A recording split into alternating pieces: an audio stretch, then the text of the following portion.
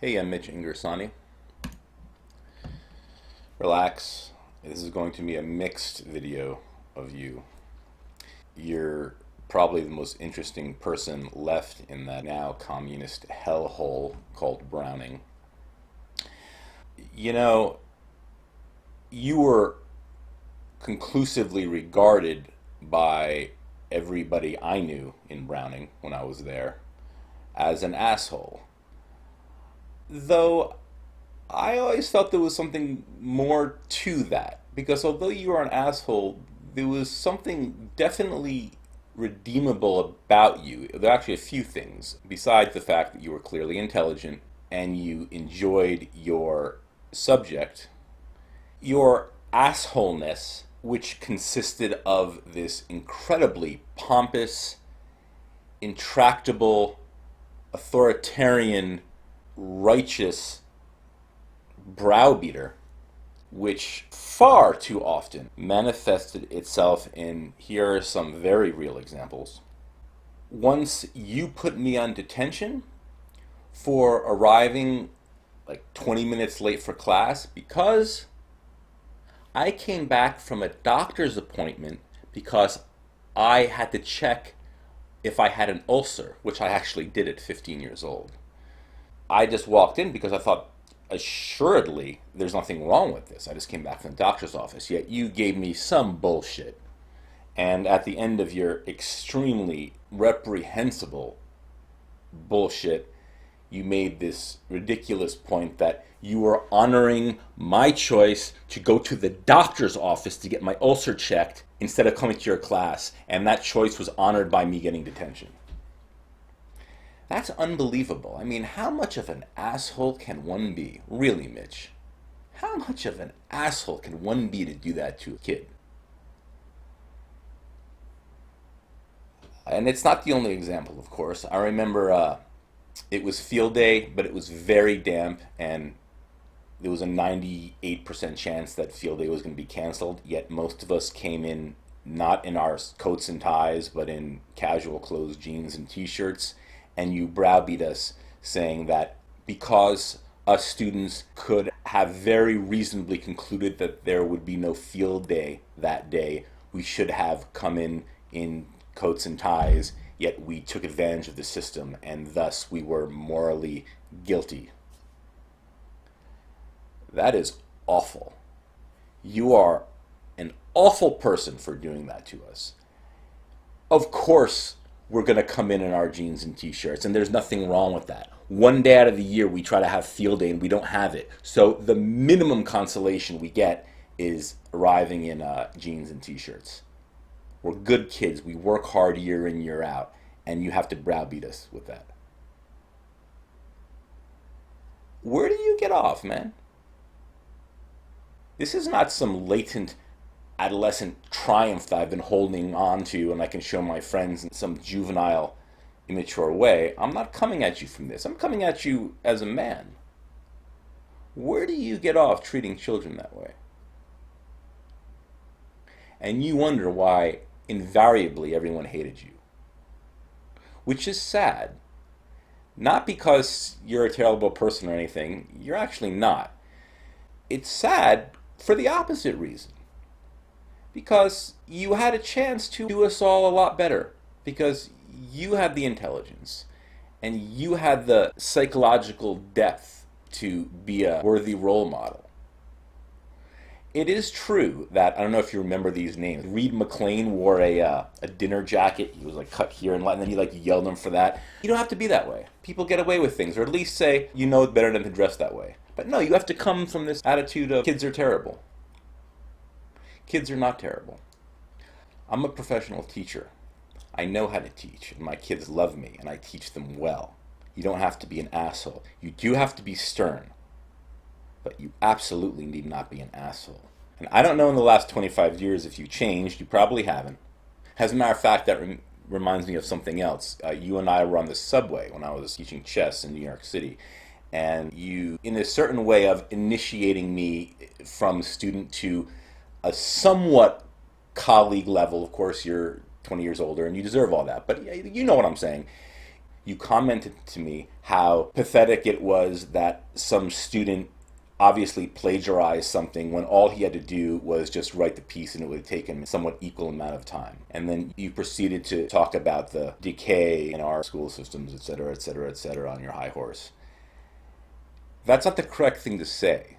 The correct thing to say is, I caught this kid cheating. You know, these kids, if they had more wisdom, they'd learn to not cheat because it doesn't work in the long run. They can get more out of it these ways, and they're going to hurt them more than they're going to help them. But it's too bad, but hey, that's life. They try their best. That's the correct, wise way to view the situation. But you have to just always come at people from this throne that you're holier than thou, and you have this moral righteousness. Though, because I'm making this video, I want to be fair. And I will say this. You wrote me some kind of confidential recommendation to some boarding school, and I applied to like 6 of them or something at the end of my sophomore year, and one of them I just didn't get around to applying to. But I still had your recommendation, so I opened it up and I saw what you said about me. And you gave me a good recommendation. It was honest and it was accurate. You said that I was a very bright young man, exceptionally so, but I seemed to have too much freedom in New York, and it would behoove me to attend a boarding school with more structure. Which was correct. The whole thing was correct. Thank you. So, this is why I make this video about you, and I'm not making a video about someone like Mr. Pels, who is a great guy. You have clearly taken it upon yourself to be a moral authority, an exemplar of integrity. And also, you have spent your life in classic Western literature. Melville, Aerosmith, Dickens, maybe Fitzgerald if that was your class. Hallmarks of high Western culture, and all that entails, the body of literature that reflects the values of the West, the astoundingly complex brains that are the fruits of our universities and represent the culmination of all of our beautiful Western thought. For you to have devoted your life to demanding that it is you who should sit on the moral throne, it is you who should be the arbiter of character and integrity. Suddenly, near the end of your professional and biological tenure on this earth, something serious comes up. Our once wonderful culture is being consumed by the most horrendous evil the world has ever seen, cultural Marxism, or to easily circumvent all the left-wing pundits, call it whatever you'd like. You don't have to call it cultural Marxism. Call it Cultural Virus 2019. It's Marxism. Cultural Marxism. This, you know what it is. You eat and breathe it every day in Browning and outside of Browning. New York City is now communist culture. Now, when we actually finally need the defenders of our culture to stand up and be counted, when we finally actually need you to be there to say this is wrong, this is child abuse. No child should be indoctrinated with a false narrative that is either going to inculcate guilt or rage within him. We should not have gender fluidity classes, and if you're black, you get to go to the club, and if there's white racism, that's okay because whites are morally guilty, and it's a good thing if we destroy all the culture and heritage of our society, as if there's nothing to learn from it, when you've lived your life teaching the exact opposite, when you've lived your life teaching Melville and Hemingway, Fitzgerald, Dickens, when you've lived your life showing your students the importance of wisdom derived from culture, Western culture. How can you sit by and let these children be raped and let your culture be destroyed right in front of you? How could you not speak up? How could you not speak up? How can you attend that diversity lecture with that black woman to instruct you how to talk to children about various issues such as race? How can you sit quietly and act like this doesn't make you want to vomit?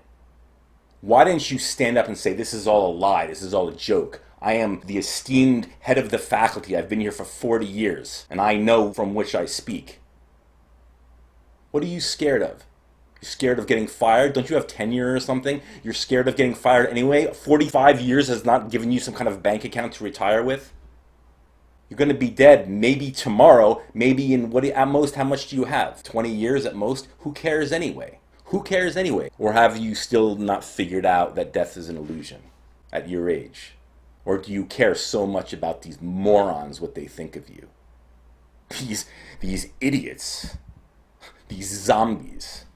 You, the head of the faculty, the big wise gray-haired dean of English who went to Columbia, who, quote unquote, I was going to be a lawyer, but I declined because I met some lawyers. Ha ha ha ha. How many times in the last 25 years have you pulled that hackneyed line out of your pocket? You're a fraud, my friend. You're a fraud. That makes me so sad. Because all these years, I was always puzzled about you. Because I'm like, he seems like an asshole, but there's something about him that's not an asshole. And what I realize now is that there are many worse things to be than an asshole. And you, I thought, weren't those other things. I have a lot of asshole qualities in me. They're very good qualities.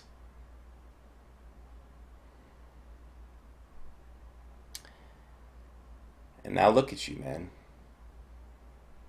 Just silent. Just scared to say 2 plus 2 actually does equal 4. Doesn't equal 7.1. There's no institutional racism. Look at anything.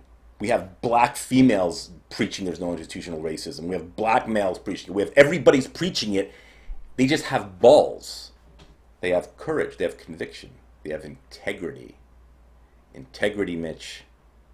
What you've preached your whole life in your green tweed jacket and your glasses. Your whole life. What does it amount to, man? When you were finally called upon by your culture to stand up and be counted and speak the truth for these children, you let them down. You let everybody down. These other faculty members with body, he's clueless. He has his head so far up his ass, it's wiping his pancreas. Look at him. You can just look at him. He's an idiot. I can just look at the guy and know he's an idiot. You know how that works. And all these young teachers, they're scared out of their minds, or they don't even know what's going on anyway. Rampant racism. Rampant racism. Overt, explicit racism is being cultivated and supported in Browning and everywhere in New York. Ideas that there are 8 genders and men should be more like women and women should be more like men. These insane, pernicious, abusing ideas. Ideas that America is not deserving of tremendous respect for the most obvious litany of reasons. You know, there's a book in the Browning Communist Library. I'm sure there are many of these, but it's Ta-Nehisi Coates' My Father and Me, or Letters to My Father, The World and Me, or something, which the Browning kids actually went as a group to the Apollo to somehow recite or something. This is such a racist screed. It says that a black police officer ran over in his car a black person because the black police officer was thinking white. This is what the communist culture gives some National Book Award for. Look at the literature itself. It's trash. I expect many of the kids at Browning could indeed write better novels right now. There's nothing edifying from it except for the simple fact that the guy had the minimal courage to produce it, which takes no courage at all. This video takes a lot more courage than that book. Quite the opposite. Everyone knows nowadays, anybody writes any piece of shit that says white evil, blacks are great, and you're going to get an award. You know that. Maybe you have to teach this next year. Maybe this is going to be a book in your curriculum. Are you still allowed to teach Hemingway? Are you still allowed to teach Melville? Maybe you're not. Which again begs the question. How could you stand for it, man? How could you stand for all this cultural Marxism, this wanton destruction of everything Western? The nuclear family, the literature canon, everything. Liberty. Whatever happened to judge a man by the content of his character instead of the color of his skin? Whatever happened to that? You ever think about discussing that concept with the faculty? Or you're scared of being ostracized by these morons? These morons. I don't understand how you could even stomach the meetings that you are required to attend with these people, let alone an idea that you at all would care about what they thought of you. If they hate you, that means that you're doing something right. The more respect you can have for yourself, obviously. They are idiots who are also infected with evil. And that's who you care about, huh? You could have quit tomorrow and you'd have been fine. You would have done more for the world than you've done in the last 10 years. So then, it's a tragedy, man. I could understand all these other idiots, but you? Or are you infected too? Are you a leftist? Do you think Donald Trump is awful because he's boorish and he makes politically incorrect tweets while he saves our country? We won't have to get into that. I just can't believe you let our society be destroyed this way. You know New York's gone. New York completely gone. There's no way New York will ever retain its healthy, appropriate Western cultural heritage. Only more Marxism will be pumped into that place. Whites will be more and more abused. There'll be more random assaults on whites for nothing but the color of their skin, despite everything they've done for humanity. How long is it going to be before cowardly minorities just sack Park Avenue? How long is it going to be before you get assaulted on the train because you're white? Mitch, with great sadness, I must tell you what deep down you know you need to hear. You are a disgrace. You have let your culture down, your extended white family down, your innocent non-white family down, who deserve incredible love by not speaking the truth to them. You've let your heroes down. When the time finally came, you failed, and you know it. So now that I've unearthed your deeply repressed guilt, you can at least sleep a little lighter and be marinated in your guilt, which, as painful as it is better than having it be repressed. You can breathe a little easier. You can more easily look your peers in the eye now that it's all out in the open.